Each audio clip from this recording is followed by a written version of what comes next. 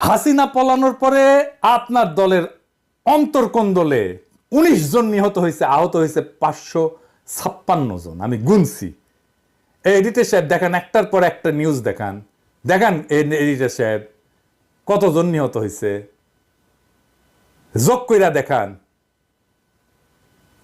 মির্জা ভাই আপনার নিজ দলের লোক তার সহযোদ্ধারে মারছে, প্রত্যেক ৫ দিনে একজন মারা গেছে, প্রত্যেক দিন গড়ে ৫ জনের বেশি আহত হয়েছে। আপনার নিজ দলে ঐক্য নাই, আপনার দেশের ঐক্য কেমনে কায়েম করবেন? আমাদের অনেকের জন্য দোষ দিতেছেন। আপনার ঐক্য নিয়ে কথা বলার কোনো বিন্দু মাত্র নৈতিক অধিকার আছে?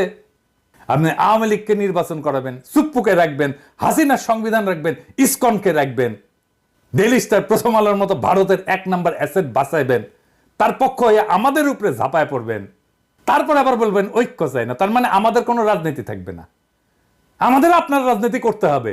শেখ মুজিব যেমন পাহাড়ে যায় বলছিল তোরা সবাই বাঙালি হয়ে